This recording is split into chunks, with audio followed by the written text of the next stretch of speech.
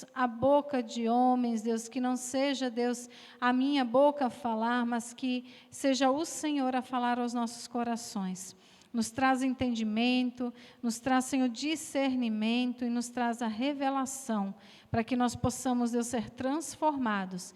Que essa palavra não venha ficar, Senhor Deus, aqui nesse mundo físico, não venha, Deus, alcançar só o nosso emocional, mas que venha gerar transformação no nosso espírito, em nome de Jesus. Amém.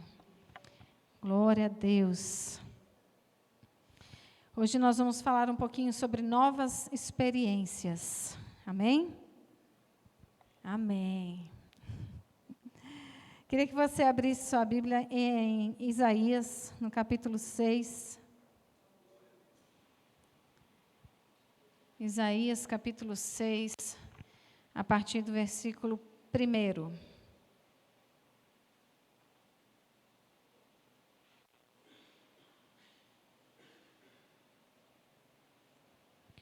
Amém? Vamos lá? No ano em que o rei Uzias morreu, eu vi o Senhor. Ele estava sentado em um trono alto e a borda do seu manto enchia o templo. Acima dele havia serafins, cada um com 6 asas. Com 2 asas cobriam o rosto, com 2 cobriam os pés e com 2 voavam. Diziam em alta voz uns aos outros: Santo, Santo, Santo é o Senhor dos exércitos. Toda a terra está cheia da sua glória. Suas vozes sacudiam o templo, até os alicerces, e todo o edifício estava cheio de fumaça. Então eu disse: estou perdido. É o meu fim, pois sou um homem de lábios impuros, e vivo no meio de pessoas de lábios impuros. Meus olhos, porém, viram o Rei, o Senhor dos Exércitos. Então um dos serafins voou em minha direção, trazendo uma brasa ardente que ele havia tirado do altar com uma tenaz.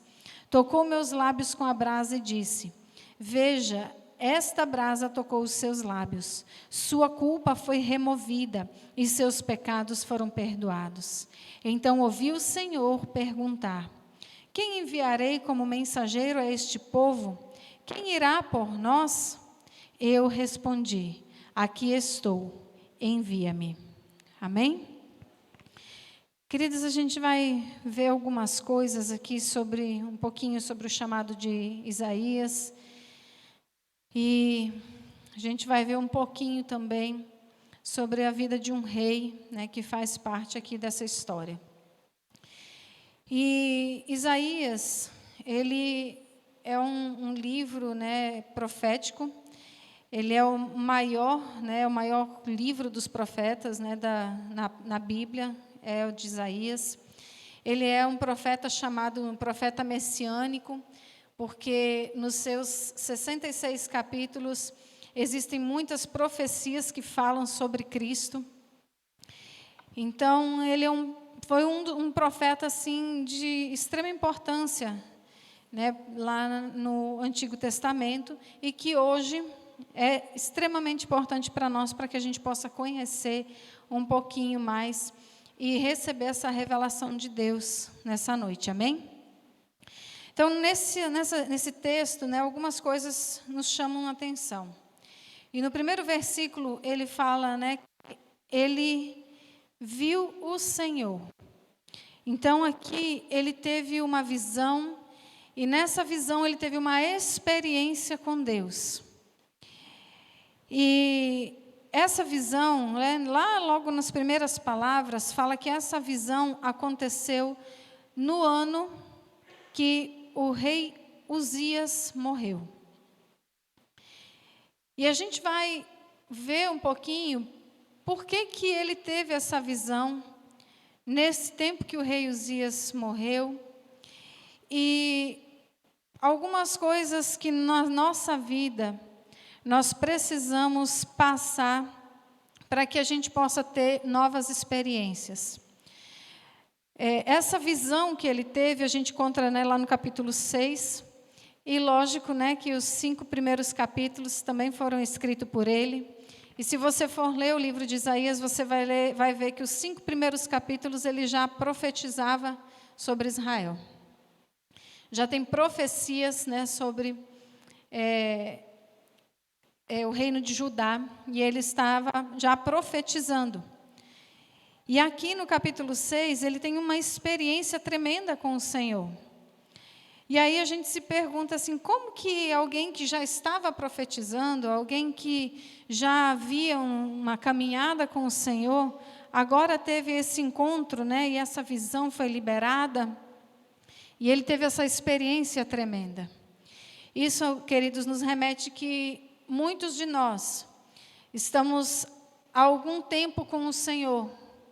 Muitos de nós já oramos, já lemos a palavra, já oramos por outras pessoas, algumas ou muitas orações que nós fizemos já foram respondidas, curas já foram realizadas, né, através, né, de nossas orações.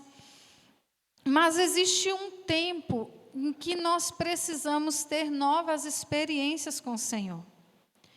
Nós precisamos conhecer, nós precisamos reconhecer novamente o Rei das nossas vidas. Para compreender aqui um pouquinho mais, a gente vai saber aqui quem foi o rei Uzias. No ano em que o rei Uzias morreu, eu vi o Senhor. E aí tem toda essa experiência que ele passou, né, até o versículo 8 que nós lemos. Quem é que foi o rei Uzias? Queria que você abrisse sua Bíblia lá no 2º livro de Crônicas, no capítulo 26, a partir do versículo 3. 2 Crônicas 26, 3.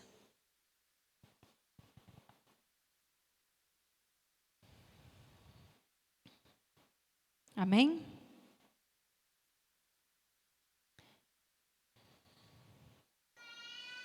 A gente vai ler alguns versículos, muitos versículos, mas é para a gente compreender. Vamos lá, a partir do 3. Uzias tinha 16 anos de idade quando se tornou rei e reinou 52 anos em Jerusalém. Sua mãe era de Jerusalém e se chamava Jecolias.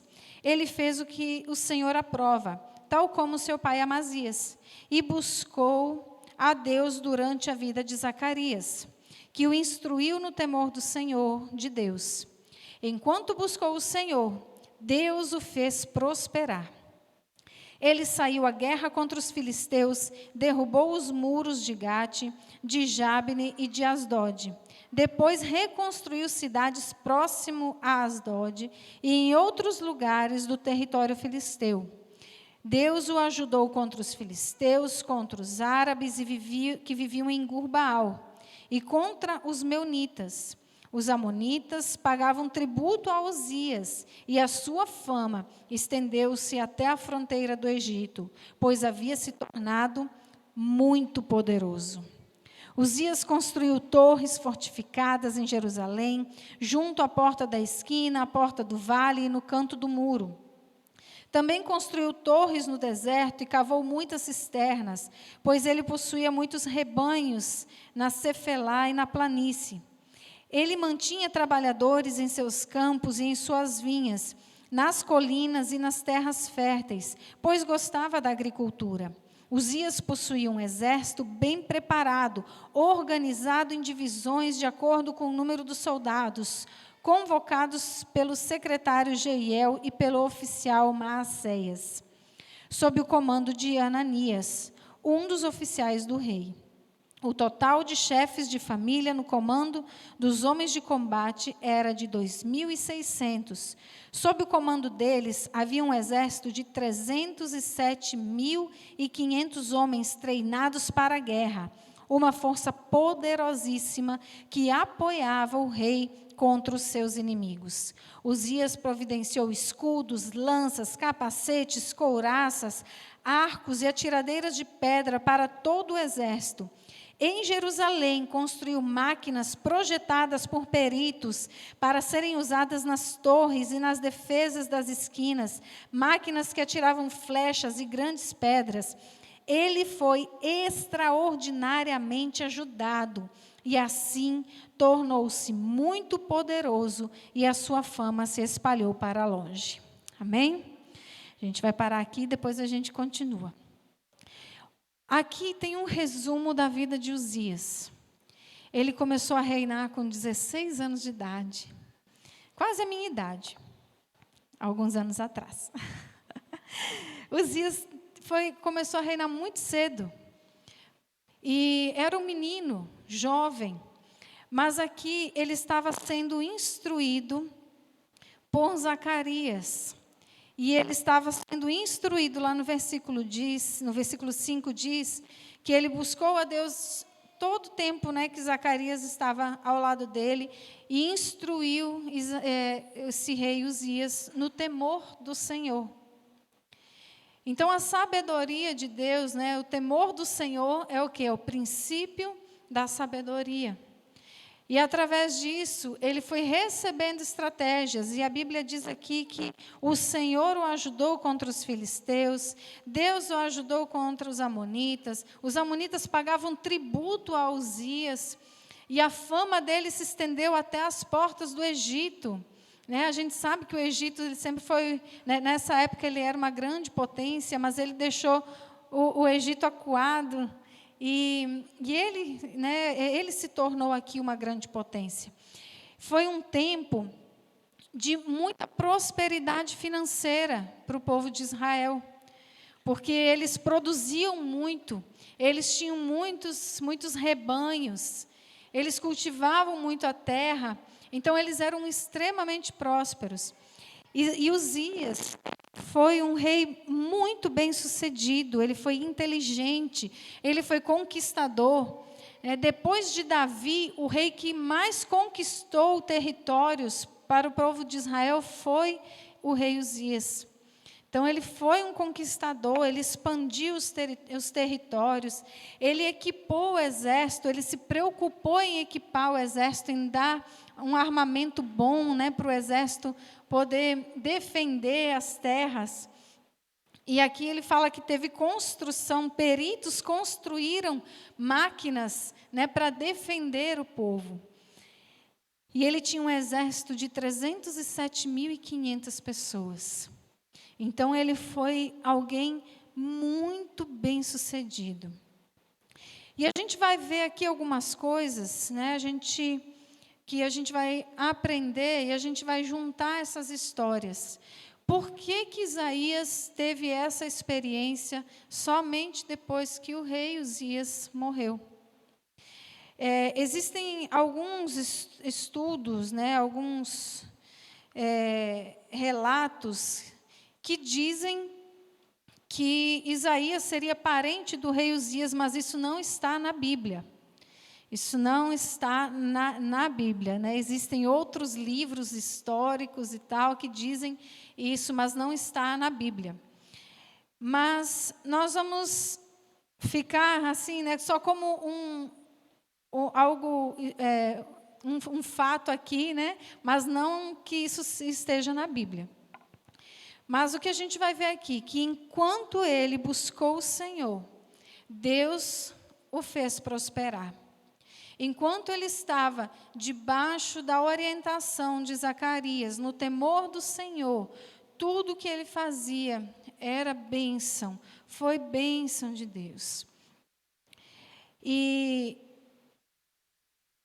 aqui, se você está aberto ainda lá em 2 Crônicas, no capítulo 26, lá no versículo 16, para a gente continuar, a gente viu aqui no versículo 15, que ele construiu as máquinas, e no finalzinho fala que ele foi extraordinariamente ajudado por Deus, e assim se tornou muito poderoso, e a sua fama se espalhou.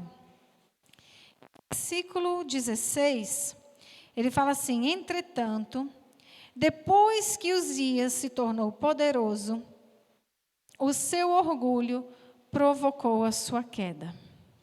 Ele foi infiel ao Senhor, o seu Deus, e entrou no templo do Senhor para queimar incenso no altar de incenso. O sumo sacerdote Azarias e os outros 80 corajosos sacerdotes do Senhor foram até ele, foram atrás dele.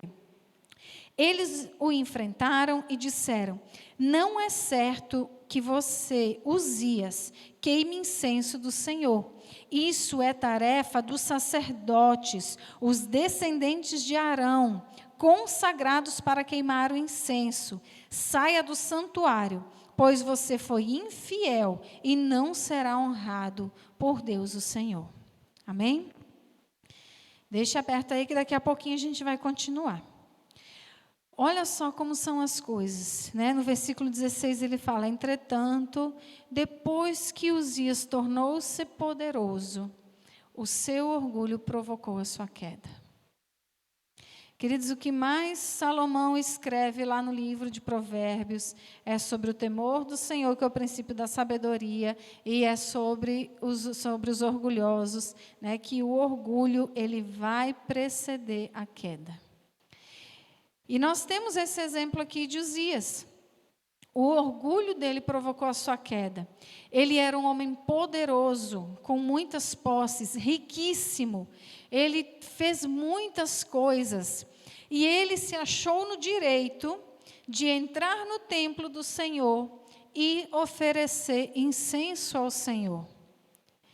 E a Bíblia foi sempre Deus, quando Deus deu as suas ordenanças, sempre foi bem claro que isso é trabalho dos sacerdotes. Então, ele se achando como ele era o poderoso, ele estava cheio de si, porque ele conquistou muitas coisas, ele tinha um exército muito bom, ele conseguiu planejar armas novas, ele conquistou novas terras, o exército dele passavam de 300 mil, ele gostava da agricultura, ele tinha muitas plantações, ele tinha muito gado, e aquilo subiu para o coração dele, e ele achou que ele poderia substituir ou então passar por cima de uma autoridade no templo, que eram os sacerdotes. Queridos, existe um ditado do mundo que ele é certo. Você quer conhecer a pessoa? Dê o que para ela? Dê poder. O poder, ele precisa, nós precisamos saber lidar com o poder. Porque quando nós não sabemos, quando nós deixamos que esse sentimento de orgulho tome conta do nosso coração, o poder que nós recebemos, ele vai nos levar à queda. E grande será a queda. Queridos, nós precisamos entender que existem coisas que não são para nós. Você pode ser o maioral, sua conta bancária pode estar bilionária, mas existem coisas que não são para nós. Ele não se submeteu aqui à autoridade dentro do templo. E muitas vezes nós chegamos na casa do Senhor e nós não queremos nos submeter a uma liderança de um ministério. Nós não queremos nos submeter aos pastores que lideram.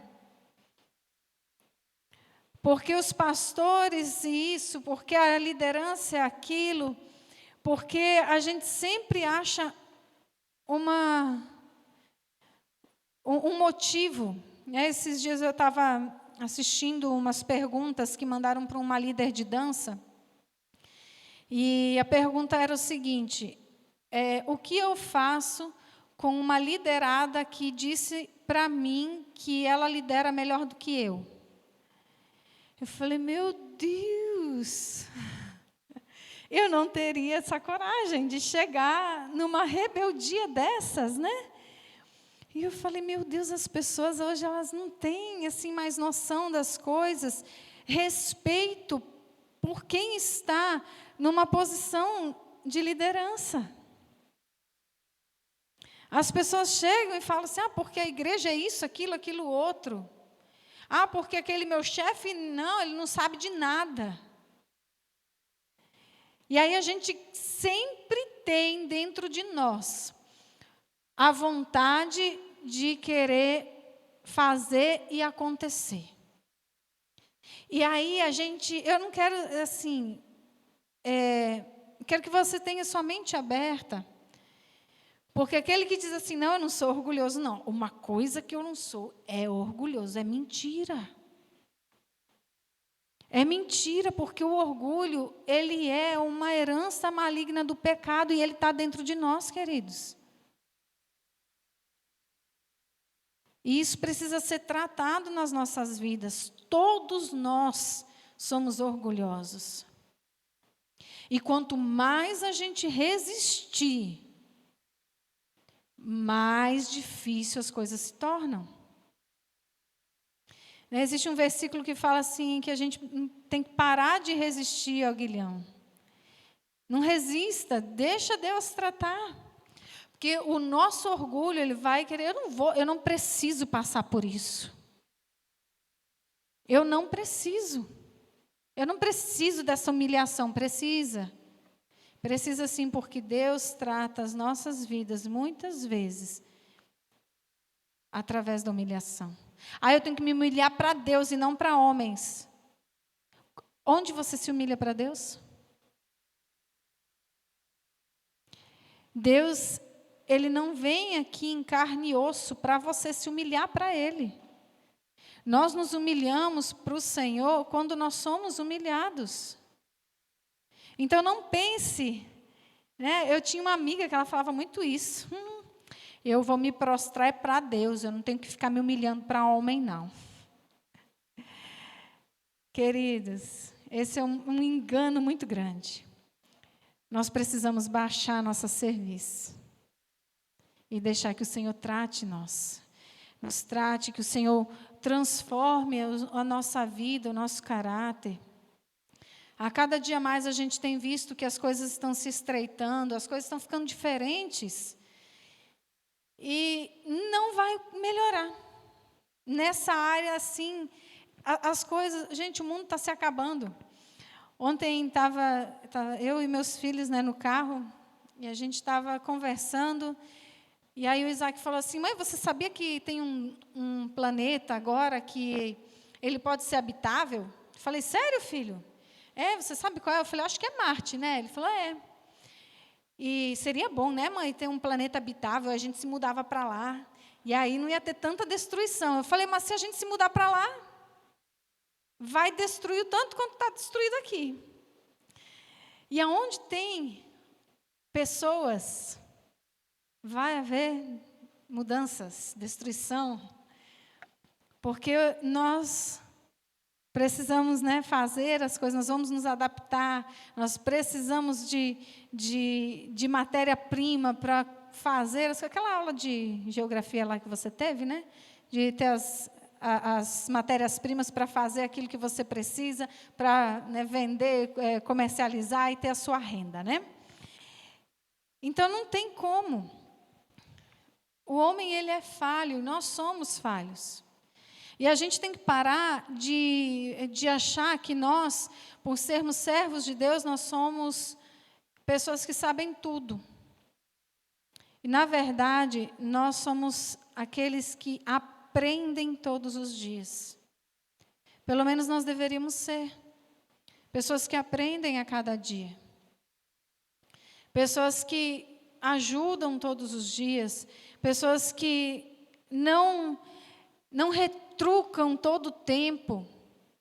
Porque a pessoa me tratou muito mal. Sim, e aí o problema vai ser seu agora e você vai responder na mesma forma, né?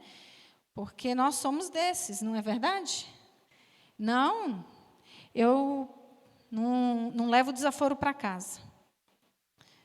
Não precisa você levar para casa, você só não precisa devolver na mesma moeda. Você não precisa ficar magoado com isso e levar para sua casa e ficar chorando a vida inteira porque alguém lhe tratou mal. Você só precisa ser, às vezes, empático. Você não conhece a outra pessoa, você não sabe como foi o dia dela. Às vezes ela passou por um dia muito difícil e naquela hora que você falou, foi a gota d'água para ela. Eu tenho certeza que você já fez isso com alguém. Eu tenho certeza que eu e você já tratamos alguém mal. porque a gente estava num dia ruim. Não é verdade? Então a gente vê aqui que depois que a bênção chegou, a soberba cresceu. Queridos, Uzias, ele buscava o Senhor enquanto ele estava sendo lá monitorado. E o Uzias, ele é aquele crente que a gente pode dizer que ele busca a Deus pelas bênçãos. Enquanto o Senhor está me abençoando, eu estou buscando. O Senhor me abençoa aqui, me ajuda a conquistar ali. Senhor, eu quero um carro. Senhor, eu preciso trocar minha casa. Eu preciso comprar isso. Senhor, eu preciso aquilo. Não, eu sei que eu posso todas as coisas naquele que me fortalece. Usa até a Bíblia e tudo para conseguir conquistar.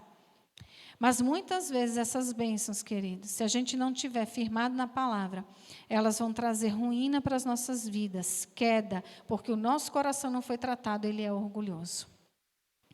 Então, Uzias, ele estava aqui com o seu coração corrompido por conta de tanto poder que ele recebeu, e que ele entrou no templo e ele foi fazer o que os sacerdotes deveriam fazer. E aí, você que está com a sua Bíblia aberta, olha lá no versículo 19. Uzias, que estava com um incensário na mão, pronto para queimar o incenso, irritou-se e indignou-se contra os sacerdotes. E na mesma hora, na presença deles, diante do altar de incenso, no templo do Senhor, surgiu lepra na sua testa. Quando o sumo sacerdote Azarias e todos os outros sacerdotes viram a lepra, expulsaram-no imediatamente do templo. Na verdade, ele mesmo ficou ansioso para sair, pois o Senhor o havia ferido. O rei Uzias sofreu de lepra até o dia em que morreu. Durante todo esse tempo, morou numa casa separada, leproso e excluído do templo do Senhor. E seu filho Jotão tomou conta do palácio e governava o povo.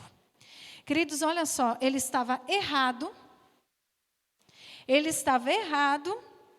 quando o sacerdote Azarias chegou para chamar a atenção, o versículo 19 disse que ele se indignou contra o sacerdote e ele se irritou contra eles. Gente, quantas vezes a gente está assim como Uzias? A gente sabe que a gente está fazendo a coisa errada e a gente fala assim, mas ele não fez. Está aqui o incensário, está aqui os sacerdotes, ninguém está botando incenso aqui, eu tive que fazer. E aí nós tomamos uma frente que não é nossa. E aí Deus veio aqui e diz assim que naquele momento surgiu uma lepra na testa dele. E a lepra nessa época, ela era um símbolo de impureza e as pessoas não podiam permanecer no mesmo local. Ainda não tinham descoberto a cura para a hanseníase nessa época. E ele precisou ser excluído. Aqui a Bíblia diz que ele passou o resto da sua vida separado, leproso e excluído. Querido, se ele tivesse se arrependido de ter colocado, a gente faz uma comparação aqui entre o rei Davi e ele. Por que Deus fala que Davi era um homem segundo o coração dele? Davi errou? Sim, muitas vezes. E ele errou feio. Ele cometeu pecados muito feios. Ele planejou um assassinato. Ele cometeu adultério. Mas ele sempre se humilhou diante do Senhor, pedindo perdão a Deus. Ele sofreu as consequências e ele buscava o Senhor. E ele buscava em Deus, em arrependimento, ele buscava o perdão. Uzias aqui se irritou contra os sacerdotes e saiu. A Bíblia diz que os sacerdotes queriam tirar ele, mas ele mesmo estava ansioso para sair, porque ele viu que ele estava com lepra. Então, ele deve ter saído lá falando assim, pois, não vão me tirar daqui não, eu é que vou sair. Eu vou sair daqui, porque esse lugar não é, vocês não merecem a minha presença. Imagina só. Uzias, ele representa aqueles que usam a Deus somente para alcançar os seus próprios objetivos. Ele tinha poder, ele tinha conquistado, ele tinha muitos objetivos que foram alcançados pelo Senhor. E muitas vezes, amados, nós usamos o Senhor para alcançar os nossos objetivos. Eu não estou falando que você não deve colocar sua vida diante de Deus e buscar o Senhor para conquistar seu carro, sua casa, suas coisas. Mas eu quero dizer para você que mesmo que o Senhor não te dê nada disso que você está pedindo, que você está clamando, mas nós precisamos continuar confiando nele. Porque o nosso galardão maior, ele não está aqui na terra. O nosso galardão maior é a salvação de Deus. E essa semana eu estava ouvindo algumas coisas e eu ouvi algo que eu nunca tinha parado para prestar atenção. A Bíblia ela não nos chama para reconhecer Jesus como nosso Salvador. Ela nos chama para reconhecer Jesus como nosso Senhor. A salvação nós recebemos quando nós reconhecemos o senhorio que Ele tem sobre as nossas vidas. Então, nós podemos estar na igreja, mas se nós não nos submetermos ao senhorio de Deus, nós não somos salvos. Então, nós precisamos nos submeter ao senhorio de Deus, deixar Ele comandar a nossa vida, como um chefe de exército, como o Senhor das nossas vidas, como aquele que já planejou os nossos dias, aquele que já escreveu no seu livro os nossos dias.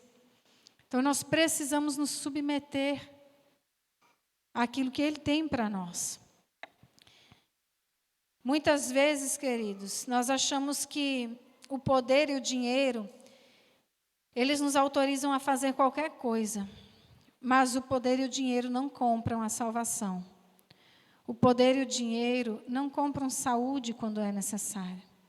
Nós podemos ter os melhores tratamentos, mas Uzias não conseguiu comprar a cura dele da lepra. Uzias, com todos os seus recursos, não conseguiu comprar para ele a cura. E a Bíblia diz que ele morreu leproso. Então, amados, nós precisamos buscar em Deus, buscar a sua presença. Uzias, ele precisou morrer para que Isaías pudesse ver quem verdadeiramente era o rei. Porque Uzias era tão poderoso que eu acredito que nessa época as pessoas olhavam para Uzias e tinham ele como, uau, a grande referência. Ele realmente era. Mas lá no livro de Isaías, que nós lemos ainda há pouco, no versículo 5, ele diz, né, Isaías fala, estou perdido, é o meu fim. Pois eu sou um homem de lábios impuros e vivo no meio de pessoas de lábios impuros. Meus olhos, porém, viram o Rei, o Senhor dos Exércitos. Rei Uzias morreu para que Isaías pudesse aqui reconhecer que ele estava pecando já tinha uma vida com Deus, mas ele estava pecando, porque ele diz aqui, eu tenho lábios impuros e vivo no meio de pessoas que têm lábios impuros. A gente não sabe o que exatamente ele estava falando ou, né, fazendo com a sua boca, mas a gente entende que isso aqui era um pecado. E Deus, quando vem com a sua presença, querido, e que Ele mostra para nós o nosso erro, Ele não é aquela pessoa, aquele que vai mostrar o nosso erro e deixar a gente se virar. Mas o Senhor mostra o nosso erro para que nós sejamos corrigidos. E Ele não vem nos acusar. Quando aqui Isaías chegou e falou assim: Senhor, os meus lábios estão impuros. E aqui eu vivo no meio de muitos que estão com os lábios impuros também. Deus olhou para ele e disse assim: ixi, então não tem nem como usar. Como é que tu vai ser profeta com uma boca dessa? Só fala palavrão.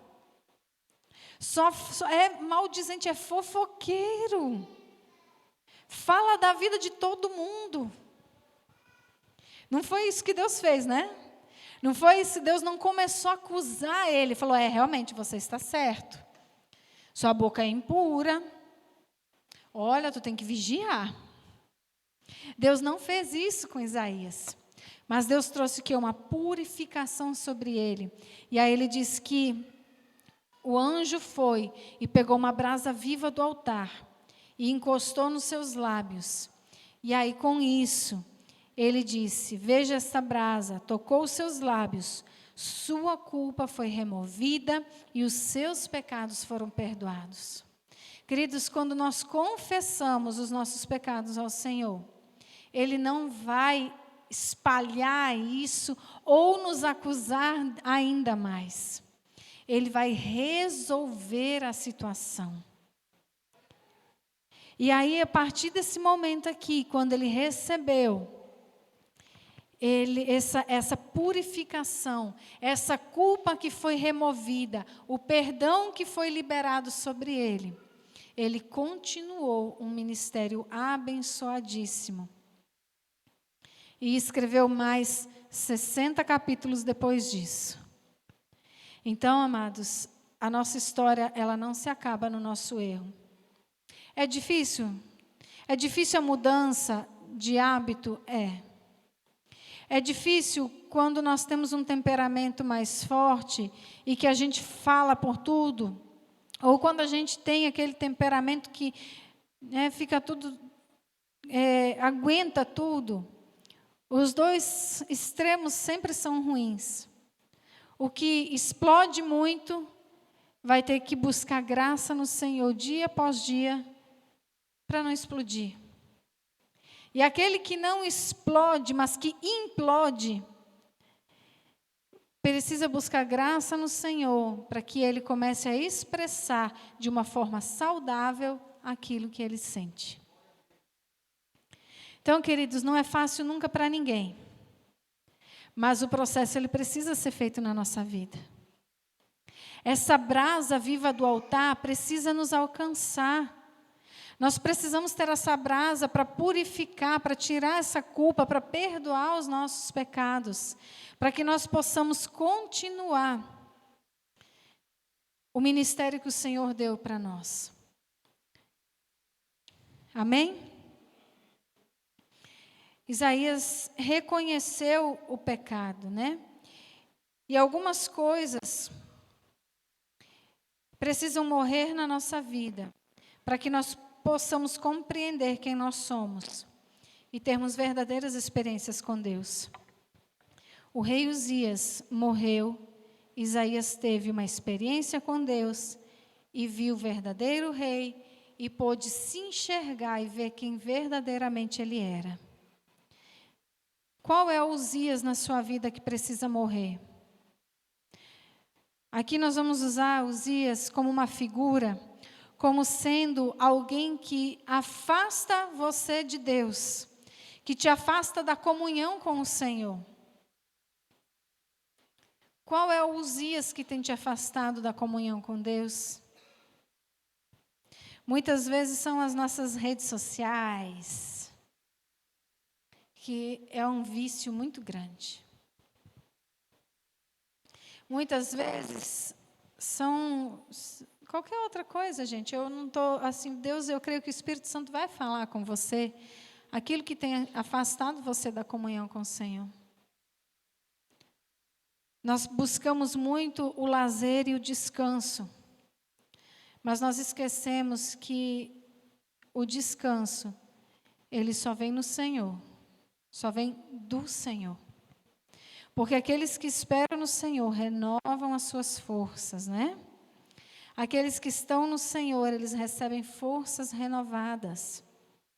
Então, existem momentos de lazer que trazem o descanso para o nosso corpo físico? Sim.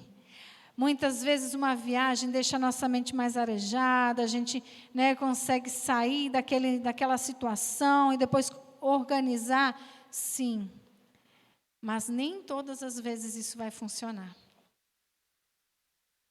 Porque se nós não estivermos buscando a força no Senhor para superar as nossas dificuldades, não tem viagem, não tem férias, não tem nada que possa conseguir te colocar num lugar de descanso, a não ser a presença de Deus.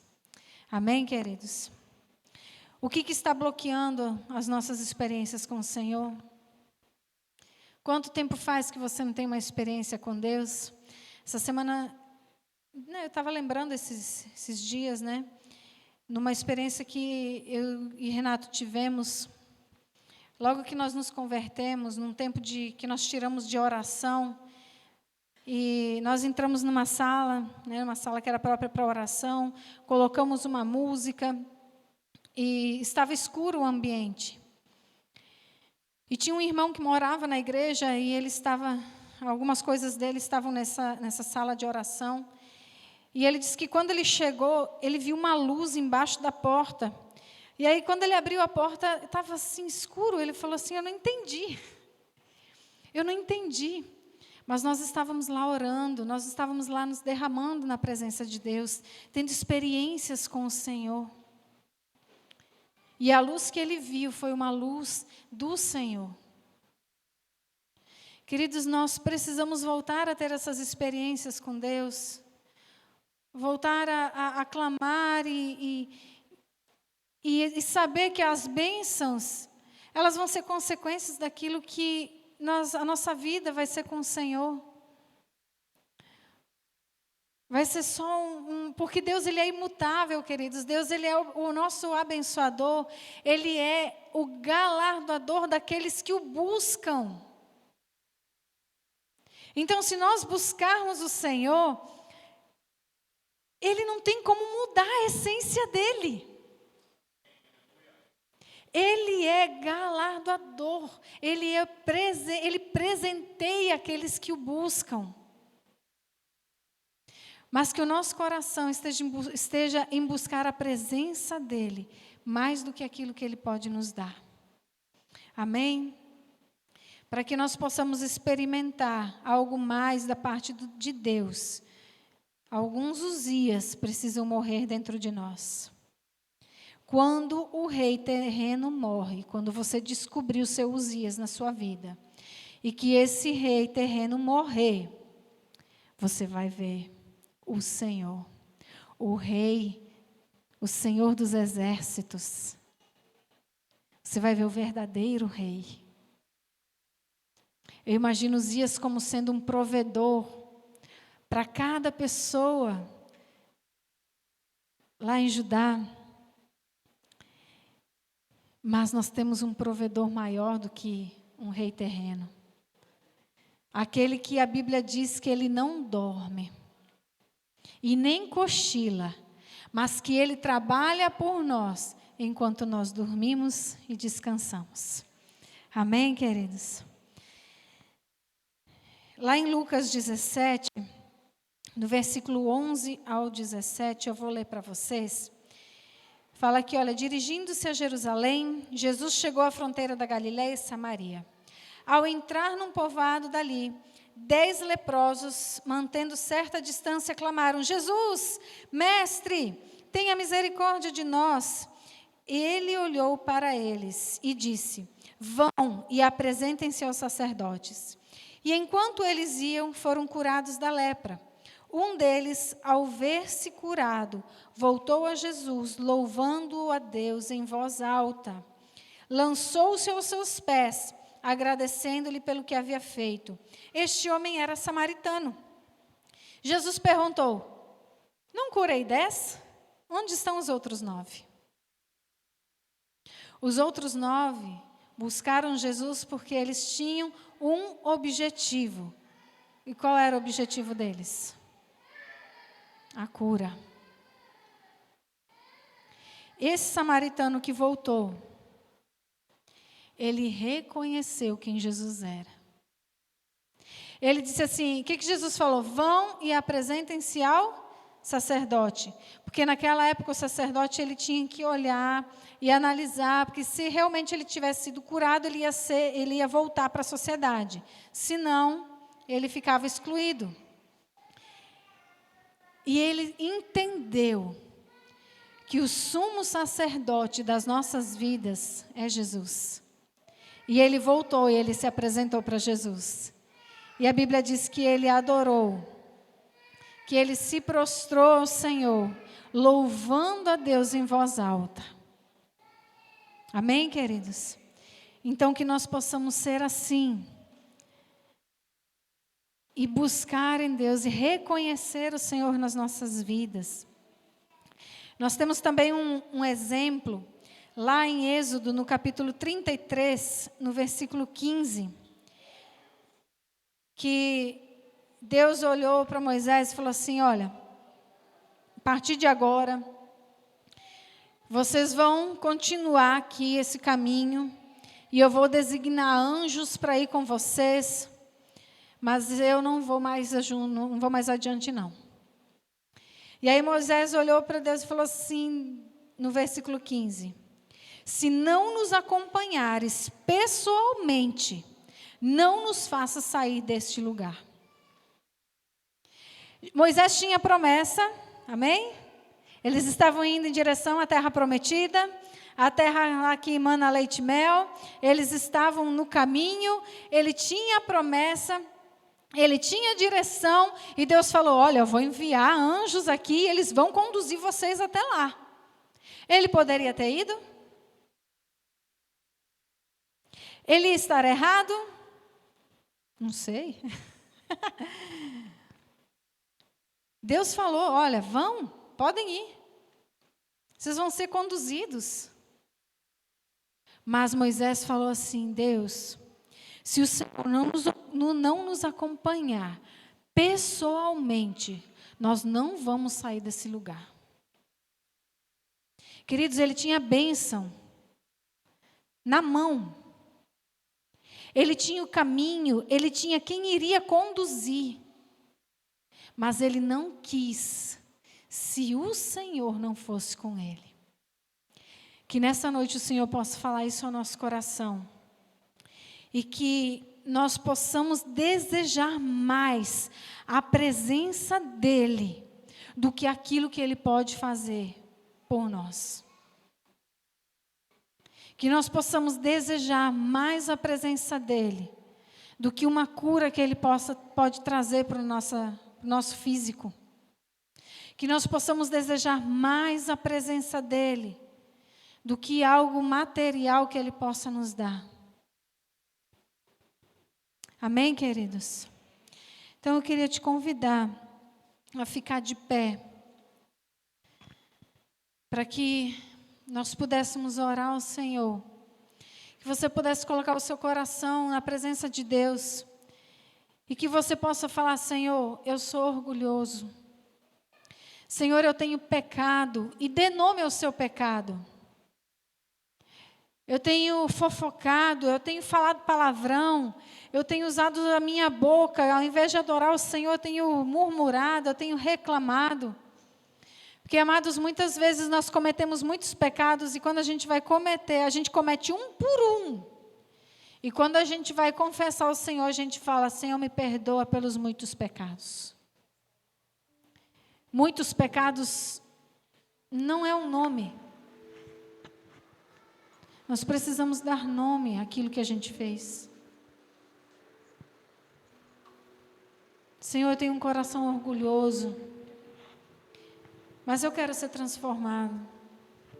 Eu sei que não vai ser fácil, mas eu te peço graça dia após dia, para que eu possa me humilhar, para que eu possa até aceitar as humilhações que possam vir, que possam surgir, que o nosso coração esteja na presença de Deus,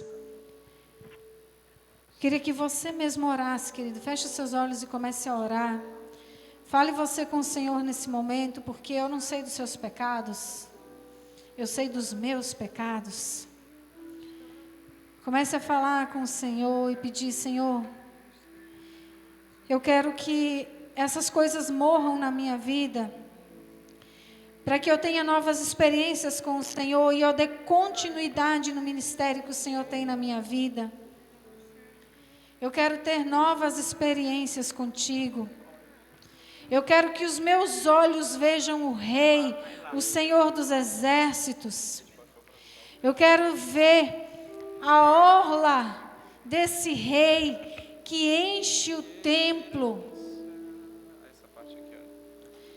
Senhor, nós queremos ter experiências contigo, Pai. Nós queremos ter experiências novas com o Senhor, Deus. Espírito Santo, em nome de Jesus, vem falando ao nosso coração, Pai, em nome de Jesus. Enquanto a canção tocar, queria que você se colocasse na presença de Deus. Se você quiser vir ao altar, você vem. Se você quiser orar no seu lugar, você ora. Mas que você não ficasse calado. Porque esse é um tempo que o Senhor tem nos despertado para buscar a sua presença, para buscar a Ele, independente daquilo que nós estamos passando. Converse, fale com o Senhor nesse momento, em nome de Jesus. Nesse lugar, Tu és real.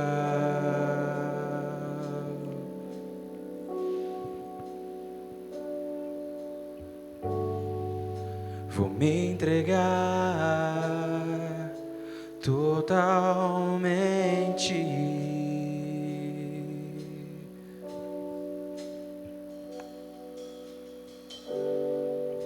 O Teu toque abriu os olhos do meu coração. Eu posso enxergar e entender. Se eu me humilhar diante do Teu altar e sacrificar aquilo que me custar, Tu inclinarás os Teus ouvidos ao meu clamor.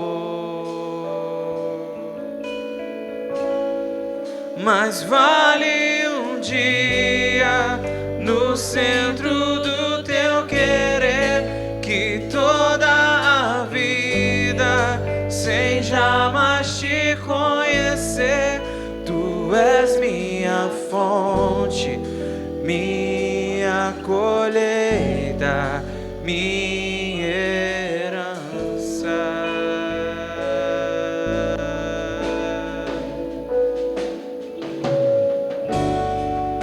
Nesse lugar, Tu és real.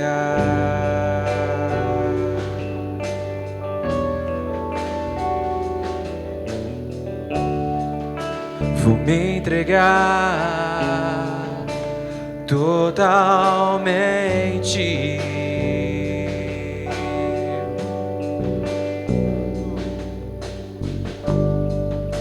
O Teu toque abriu os olhos do meu coração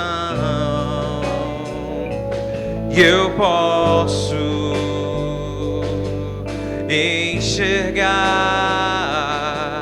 e entender. Se eu me humilhar diante do Teu altar e sacrificar aquilo que me custar, Tu inclinarás os Teus ouvidos ao meu clamor. mais vale um dia no centro do teu querer que toda a vida sem jamais te conhecer. Tu és minha fonte, minha colheita, minha herança.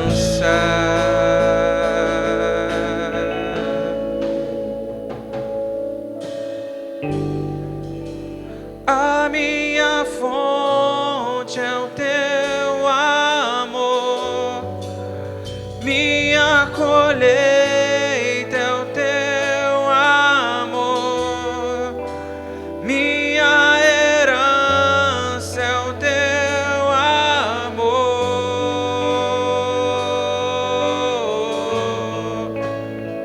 Declare isso.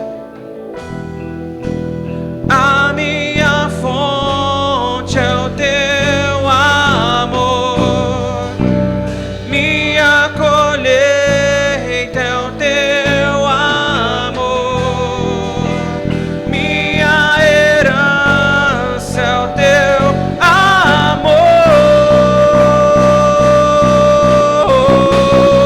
Se eu me humilhar diante do teu altar e sacrificar aquilo que me custa, tu inclinarás os teus ouvidos ao meu clamor. Mais vale um dia no centro do teu querer que toda a vida sem jamais te conhecer. Tu és minha fonte, minha colheita, minha herança.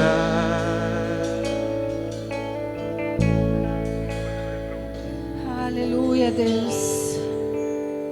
Senhor, eu coloco a vida de cada irmão, Senhor, nas tuas mãos. Cada oração feita aqui, Senhor, nessa noite. Cada oração, Deus, que foi feita, Deus, com todo o coração.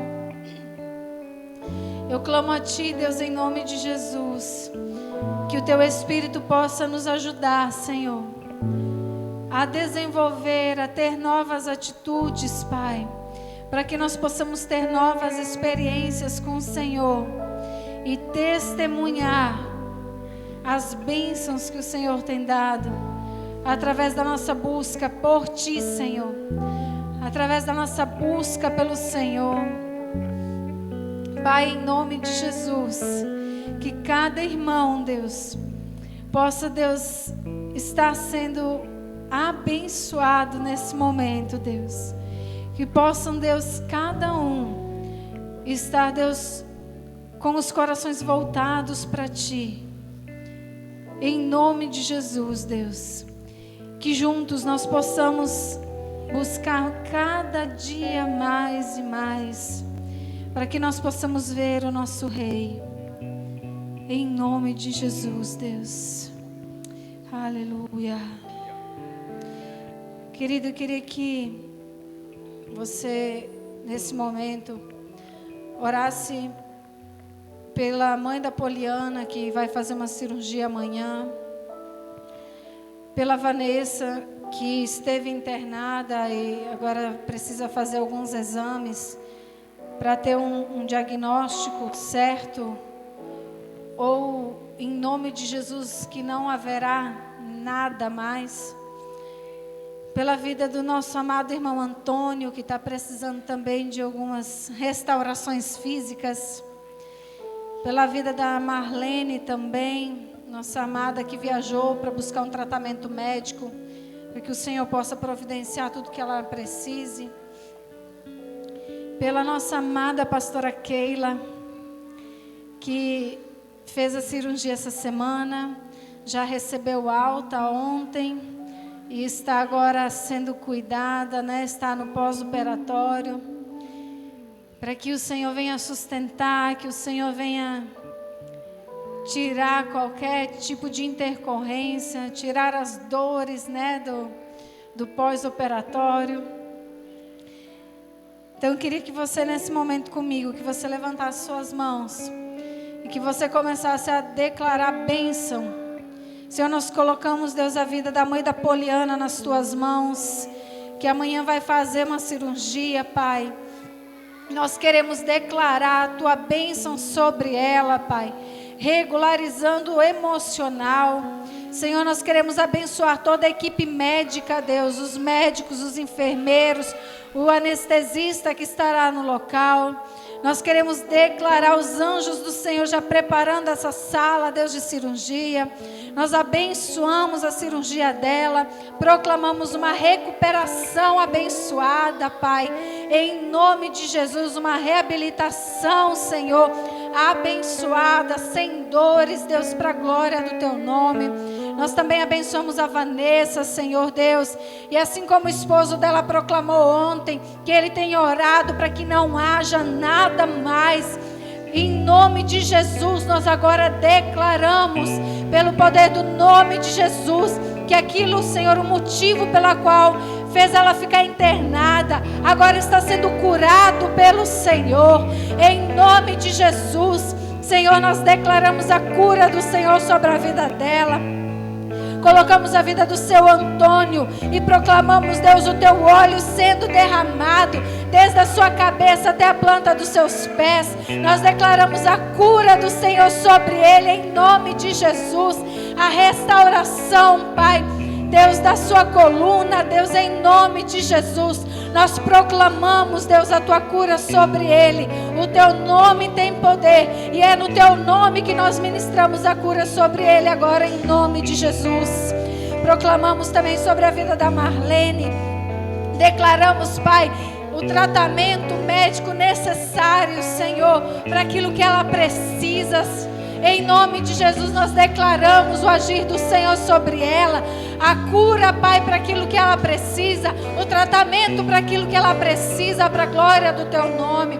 Declaramos que ela voltará para cá, Senhor Deus, cheia de testemunhos para dar, por causa do agir do Senhor e da tua misericórdia, Pai. Senhor, nós também colocamos a vida da nossa pastora Keila, Senhor, nas tuas mãos. Queremos declarar sobre ela, Deus, o agir do Senhor. Queremos pedir, Deus, que o teu bálsamo, Senhor, que o teu refrigério venha sobre ela. Venha, Senhor, tirar toda dor, Pai, do pós-operatório. E vem, Senhor, em nome de Jesus, surpreendendo a tua filha com uma recuperação, Senhor, rápida. Para a glória do teu nome, nós oramos, nós enviamos a bênção do Senhor aonde ela está. E nós declaramos, Deus, a tua bênção sobre a vida dela. Em nome de Jesus, nós abençoamos o nosso pastor que está junto com a pastora Keila. Nós enviamos a bênção do Senhor sobre a vida dele também. E declaramos o agir do Senhor, Pai, na vida do nosso pastor e na vida da nossa pastora, para a glória do teu nome, Deus. Aleluia. Pai, em nome de Jesus, que o Senhor possa nos abençoar no